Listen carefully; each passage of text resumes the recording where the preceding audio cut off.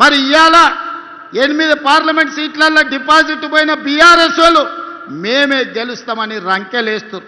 డిపాజిట్లు రాని బీఆర్ఎస్ సన్నాసులు రేపు మున్సిపల్ ఎన్నికల్లో ఎట్లా గెలుస్తారని నేను అడుగుతున్నా. ఎందుకు మీరు ఆలోచన చేయొచ్చు. బీఆర్ఎస్ వాళ్ళు ఎందుకు బీజేపీకి ఓట్లు వేయించారని దోపిడీ చేసిండ్రు. వేల కోట్ల రూపాయలు కొల్లగొట్టిరు.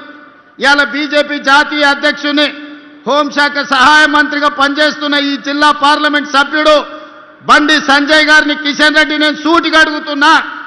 కాళేశ్వరాన్ని ఏటీఎంగా మార్చి వేల కోట్లు కొల్లగొట్టిందని అమిత్ షా నరేంద్ర మోడీ గారు తెలంగాణ రాష్ట్రంలో అన్నమాట వాస్తవం కాదా? ఇలా కాళేశ్వరం మీద కమిషన్ వేసి అవినీతి లెక్కలు తేల్చి వీళ్ళని అరెస్టు చేయండి అని రాష్ట్ర ప్రభుత్వం శాసనసభలో చర్చ చేసి కేంద్రానికి పంపిస్తే సిబిఐ విచారణ ఈ రోజు వరకు ఎందుకు మొదలు పెట్టలే? దీనికి సమాధానం బండి సంజయ్ కిషన్ రెడ్డి చెప్పాల్సిన అవసరం లేదా?